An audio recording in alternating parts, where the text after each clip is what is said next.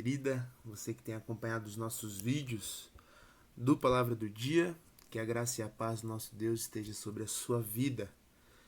Queridos, continuando as nossas reflexões, as nossas breves meditações em cima ainda do livro de Tiago, no Novo Testamento, eu gostaria de refletir ainda no capítulo 2 com os irmãos, Tiago capítulo 2, dando sequência aí hoje então dos versos 18 até o verso 24, a última parte do capítulo 2 do livro de Tiago. Diz assim a palavra de Deus lá em Tiago 2, do 18 até o 24.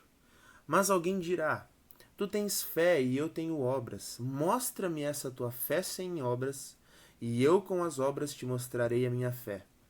Crês tu que Deus é um só? Fazes bem, até os demônios creem e tremem. Queres, pois, ficar certo, ó homem insensato, de que a fé sem as obras é inoperante? Não foi por obras que Abraão, nosso pai, foi justificado quando ofereceu sobre o altar o próprio filho Isaque? Vês como a fé operava juntamente com suas obras. Com efeito, foi pelas obras que a fé se consumou, e se cumpriu a escritura, a qual diz: ora, Abraão creu em Deus, e isso lhe foi imputado para a justiça, e foi chamado amigo de Deus. Verso 24. Verificais que uma pessoa é justificada por obras, e não por fé somente. De igual modo, não foi também justificada por obras a meretriz Raabe, quando acolheu os emissários e os fez partir por outro caminho? Porque assim como o corpo sem espírito é morto, assim também a fé sem obras é morta. No meu último vídeo do Palavra do Dia, eu falei sobre a primeira parte desses versos no capítulo 2, que foi do verso 14 ao 17. Se você não viu, acompanhe lá. E hoje, fechando essa última parte do capítulo 2, falando um pouquinho ainda sobre a fé sem obras. Ela caracteriza uma fé morta. Percebe que agora Tiago ele entra em um discurso que coloca uma interrogação no meu e no seu coração. Agora Tiago diz que se alguém diz: você tem fé, mas eu tenho obras. E como que isso se lida agora? Por como você diz que a fé ela necessita de obras, sendo que você não tem obras? E eu, que tenho as obras, você diz que eu não tenho a fé.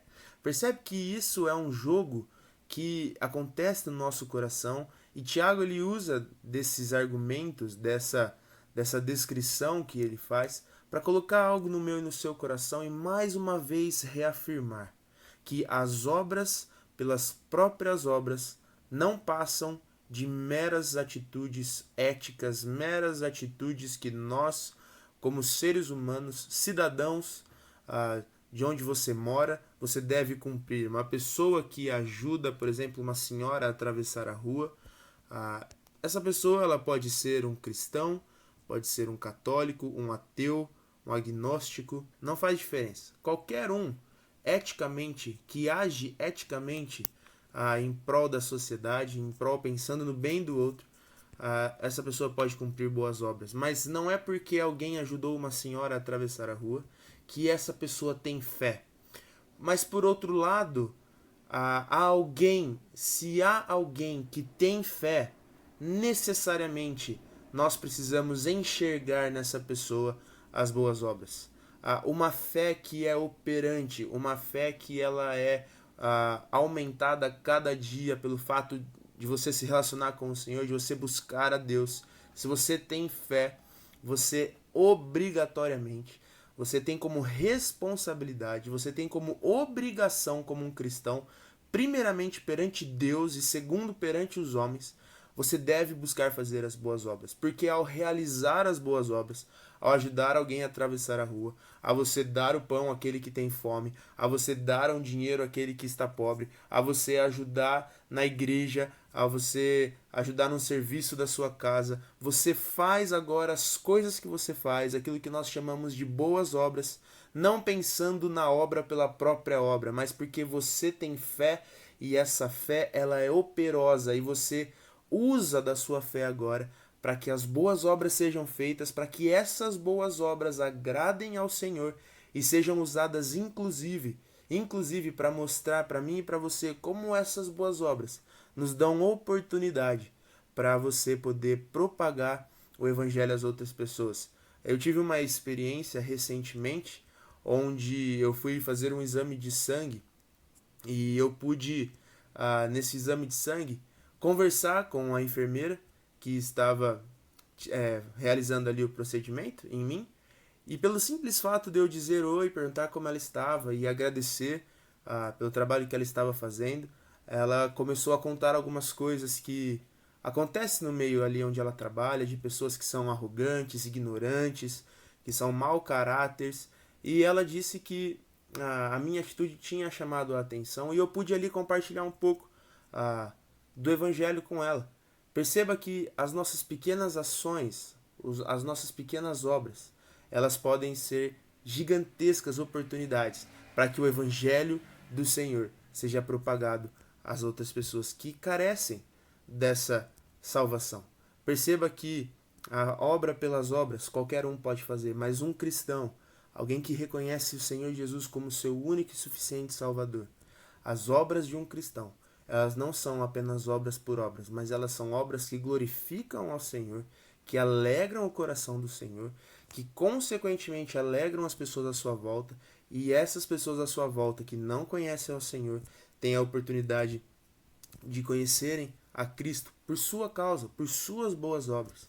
Então, comece a repensar se você tem sido uma pessoa que, ao sair de casa, você não conversa com ninguém, você não se importa com ninguém à sua volta na rua, você nem sequer se atenta se há alguém precisando de algo à sua volta. Se você é uma pessoa ignorante, arrogante, que sempre briga, talvez com um lojista, com um atendente, com alguém que te ligou, não é? Com alguém que às vezes está ali fazendo o seu trabalho, e por mais que aquela pessoa não esteja lidando bem com o serviço, nós não temos o direito e a liberdade como cristãos de agredir verbalmente essas pessoas, de sermos arrogantes e ignorantes, mas use dessas oportunidades para que o evangelho seja pregado. Estimule aquela pessoa a fazer o seu trabalho para a glória de Deus. Faça o seu papel como um cristão e não como qualquer outra pessoa que não conhece a Deus, que está indo rumo ao inferno. Mas vá rumo à eternidade com o Senhor, trabalhando cada dia a sua fé operosa e estimulando as pessoas à sua volta a conhecerem o Cristo que você conhece, que te salvou e que agora, através das suas boas obras, você pode agradar e glorificar ao Senhor e propagar o Evangelho que maravilhosamente e graciosamente salvou a mim e salvou a você. Pense nisso neste dia, reflita sobre isso, coloque em prática tudo isso que a gente tem conversado durante a semana e que você tenha uma semana abençoada em nome de Jesus.